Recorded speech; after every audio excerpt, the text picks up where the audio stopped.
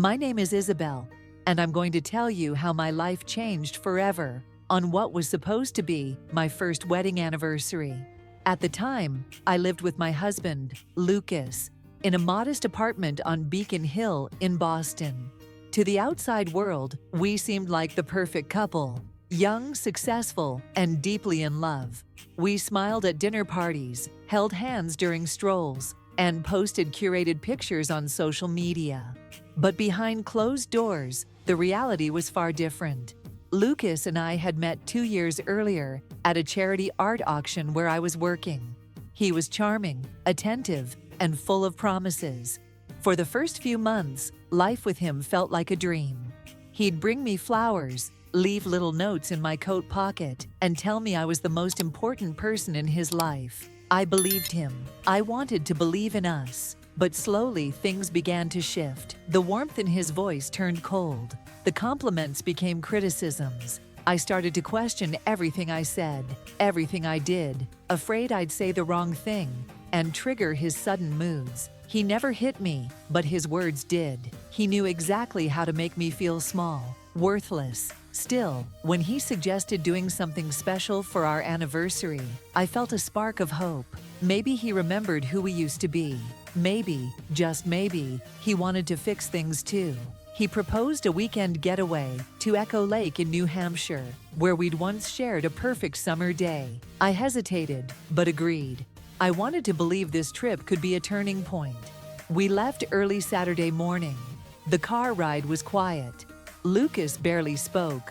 When I asked if everything was okay, he just smiled and turned up the volume on the radio. I glanced at him more than once, trying to read the expression in his eyes, but something felt off, tense, unfamiliar. As the city disappeared behind us and the roads narrowed into forest-lined curves, I found myself thinking not about romance, but about survival. Was this trip really a chance to reconnect? Or was it my final attempt to hold on to something that had already slipped through my fingers? What I didn't know then, what I couldn't possibly imagine, was that Lucas hadn't brought me to Echo Lake to save our marriage. He had brought me there to end it. We arrived at Echo Lake around noon. The scene was tranquil. A small village tucked between pine and oak trees, completely isolated from the outside world. Lucas parked the car in a small lot near a trail that led down to the lake shore. There was no one around, only the sound of the wind rustling through the leaves and water gently lapping against the rocks. "Let's take a little walk," Lucas said, flashing a smile I hadn't seen in a long time. I nodded, half wanting to believe he was truly trying to make things right. We walked along the path that wound around the lake. Sunlight filtered through the trees, glimmering on the surface of the crystal-clear water. Part of me wanted to relax, to enjoy this moment, but I couldn't. There was something in Lucas's eyes that kept me on edge. A coldness, a distance. When we reached a rocky ledge that jutted out over the lake, Lucas stopped. He turned to face me. His expression changed. Gone was the soft smile. What remained was a hollow stare, his eyes sharp and chilling. "Isabelle," he said in a flat, unfamiliar voice, "I've been thinking a lot." My heart sank. I sensed danger, but I still couldn't fully grasp what was about to happen. I can't keep living like this. This life, this marriage, it's not what I want. I stood frozen. "Lucas, what are you saying? I thought we came here to..." He cut me off with a bitter laugh that chilled me to the bone. "Fix things? No, Isabelle. I came here to end them." And before I could react, he pushed me. Everything happened in an instant. The sky spun, and the icy air sliced against my skin as my body fell into the void. The last thing I heard before hitting the freezing water was Lucas's voice, echoing above, "Finally free."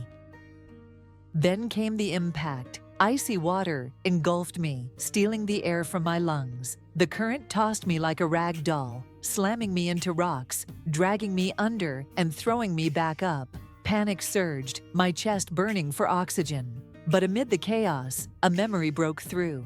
The sound of my father's voice when I was little.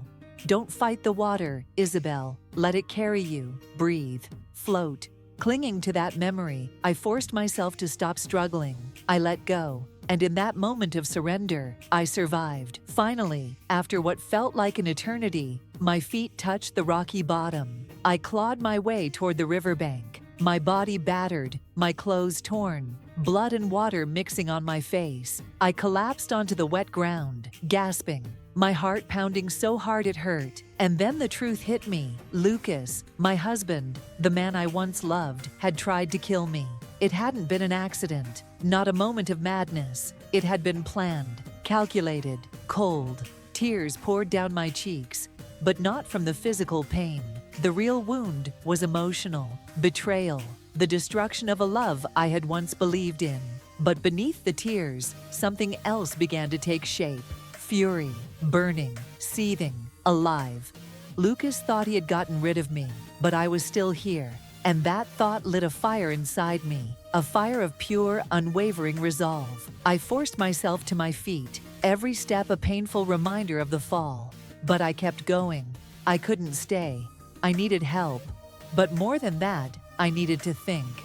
What was I going to do next? I couldn't just go home. Lucas would make sure his plan had worked. He would cover his tracks. He would lie. I had to disappear. Let him believe I was dead. That was the only way I could get ahead of him. I followed the stream, searching for the sound of traffic. After some time, I saw a narrow country road through the trees. A rusty old Peugeot rounded the bend. I waved frantically. The car stopped. A man in his 50s got out, concern written all over his face. "Miss, are you okay? Were you in an accident?" I quickly decided not to reveal everything. I slipped near the lake. "I need help, please." He nodded without hesitation. "Get in. I'll take you to the nearest village." And just like that, my journey began. Not just to survive, but to expose the man who tried to kill me. Jean-Paul, the kind man who picked me up, dropped me at a small cafe in Montreuil after I declined to go to the hospital. I told him I just needed to call someone. He gave me a bit of money and wished me well. Sitting alone, clutching a hot cup of tea, I realized this was the true beginning. I needed someone I could trust. There was only Clara, my best friend since college, the one who had always been there, even when I kept my marriage troubles hidden. I called her. The moment I heard her voice, I nearly broke down. "Clara, it's me. I need your help. Please don't ask anything. Can you come to Montreuil?" She didn't hesitate. "Send me the address. I'm on my way." Soaked, exhausted, and in pain, I waited. But for the first time, I felt a flicker of hope. When Clara arrived, she ran to me and hugged me tightly. "What happened to you?" she whispered. "Not here," I said. "We need somewhere safe." She had already booked a hotel nearby. There, after a shower and warm clothes, I told her everything. Lucas's cruelty, the manipulation, and finally, the push. Clara was silent, her face pale with rage. "He belongs in prison," she said. But I shook my head. "Not yet. He thinks I'm dead, and that gives us an advantage. If I show up now, he'll twist the story, and people will believe the grieving husband." I stood, pacing the room. "I need time. I'm going to gather proof. I'll make him pay, but on my terms." Clara took my hand. "Then I'm with you. Every step." And I knew right then. Lucas hadn't killed me. He had awakened a version of me he'd never seen. A stronger Isabelle. One who would fight back. The next morning, Clara drove me to a small village called Saint-Éloi, nestled deep in the northern Vermont mountains. It was a place she used to visit as a child during summer breaks, a place she was sure Lucas would never think to look. "My aunt owns an old stone cottage near the woods. She barely uses it anymore. I called her, and she agreed to let you stay for a while," Clara said, as we pulled up in front of the house, with its green slate roof and flowered window boxes. I stepped out of the car and looked around. No traffic, no noise, just birdsong and the rustling of leaves. No one knew I was here, and that brought me my first real sense of safety since the fall. Clara handed me the keys and gave me a long, tight hug. "You've got space here to recover and to plan." After she left, I sat in the quiet living room without turning on the lights. The silence was so complete, I could hear my own heartbeat. And in that darkness, I allowed myself to truly cry for the first time. I cried for the marriage that had died, for the woman I used to be, naive, trusting. But beneath the tears, I felt something else rising, willpower. I pulled myself together. Clara returned a few days later with my laptop, important documents, clothes, and even old photos I had once hidden away. Together, we began building a case. I dug up photos of bruises Lucas had left on me, retrieved threatening texts, cold and controlling emails, wrote down detailed accounts of the times he humiliated me publicly, disguising cruelty as jokes. Each passing day was a small victory. I was no longer just a victim. I was becoming a survivor with a strategy. And then, one morning, while sipping coffee on the front porch, a thought struck me like lightning. What if I could get Lucas to confess? The thought wouldn't leave me all day. If I could get Lucas to confess, even partially, it would be irrefutable evidence. I immediately called Marc Delacroix, the lawyer Clara had introduced me to, a specialist in domestic violence cases. I shared my idea, set a trap for Lucas, make him think someone knew the truth, and pressure him into making a mistake. At first, he was hesitant. It's risky, Isabelle. If he finds out you're alive before we're ready, everything could fall apart. But if it works, we'll have a confession. That would be the final blow, I said, my voice steadier than ever. After a long pause, he agreed. All right, but we do this the safest way possible. No direct contact. We'll create a crack in his version of events. Over the next few weeks, we built a detailed plan. A fake witness was arranged, someone claiming to have seen me the day I disappeared. A rumor was quietly spread in our old neighborhood that I was still alive. An anonymous email was sent to Lucas, hinting that someone knows what you did. I stayed completely hidden, only contacting Marc or Clara when absolutely necessary.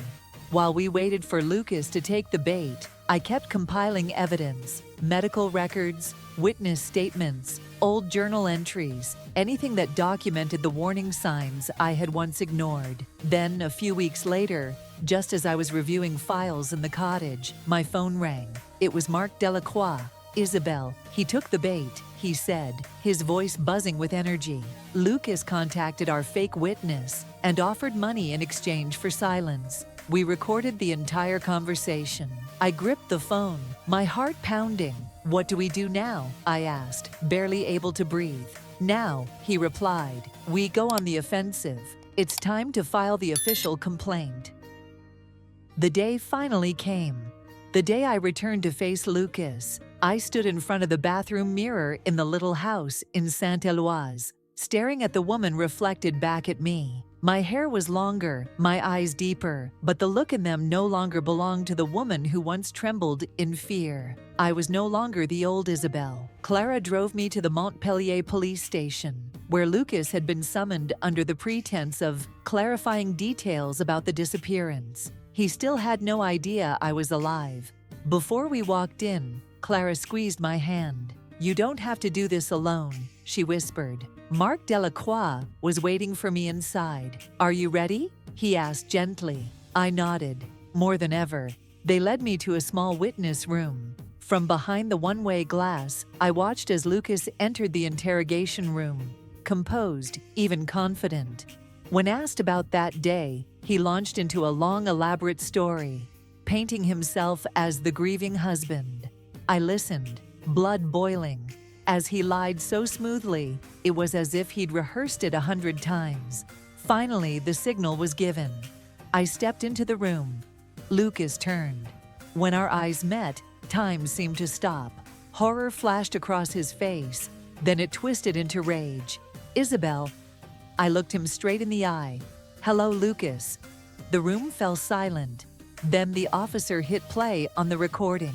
His face went pale as he heard his own voice trying to bribe a witness. He flailed, stammered, but then, in a burst of frustration, he shouted, Fine. Yes, I did it. She was going to leave me. I couldn't let that happen. The room froze. I felt tears run down my face, but this time they were tears of release. Mark gently placed a hand on my shoulder. "It's over, Isabelle. You did it." The trial took place 3 months after Lucas's confession. The courthouse in Burlington was packed with journalists, women's rights organizations, and strangers who had followed my story in the media. I sat between Clara and Mark, my heart pounding, but inside me was an unexpected calm. Lucas sat across the room, no longer confident or composed. His tailored suit couldn't hide the emptiness in his eyes, the look of a man who knew he had already lost. The lawyers presented the case. Witnesses took the stand one by one. The recording, the photos of my injuries, testimonies from friends and neighbors, each piece fit together to form an undeniable truth. Then I was called to testify. My voice trembled at first, but the more I spoke, the steadier it became. I shared it all: the charm, the slow control, the emotional abuse, and finally, the moment he pushed me into the lake. When I finished, the courtroom fell silent. Lucas's lawyer tried to claim it had been an accident, that Lucas was emotionally unstable, but no one believed it, not anymore. After hours of deliberation, the jury returned. The foreperson stood and said clearly, "We find the defendant, Lucas Carter, guilty of attempted murder and domestic abuse. The sentence, 15 years in prison, no parole." As Lucas was handcuffed and taken away, he looked at me one last time. There was no anger, no remorse, just the hollow gaze of a defeated man. I stepped out of the courthouse into applause and flashing cameras. But what moved me most weren't the reporters. It was the women I didn't know, who hugged me and whispered, "Thank you. Your story saved me." A year later, I live in a small apartment in Middlebury, surrounded by mountains and forests. I founded Reclaim, a shelter and recovery program for women survivors of abuse. We offer a hotline, counseling, temporary housing, and skills training. I didn't just survive, I was reborn. One crisp autumn morning, I returned to Echo Lake. The water was calm, as if it had never known violence. I stood at the spot where I was pushed and opened my hand. In my palm was my old wedding ring. I whispered, "Goodbye," then tossed it into the lake. No more pain, no more rage, only freedom. Isabelle's story reminds us that even when we're pushed to the very edge of despair, we still have the power to rise and rewrite our own fate. She was betrayed and harmed by the person she trusted most. But instead of breaking, she chose to survive. Not just to exist, but to seek justice, reclaim her voice, and restore her dignity. Silence is never the answer when you're hurting. True healing begins with the courage to speak up, to ask for help, and to stand up for yourself. Strength isn't about being fearless. It's about taking action even when your heart is still trembling. In life, if you find yourself trapped in a relationship that brings you pain, remember this: you are not alone, and you deserve to live in freedom and be loved the right way. Sometimes, all it takes is one brave step toward the light, and the rest will be your rebirth.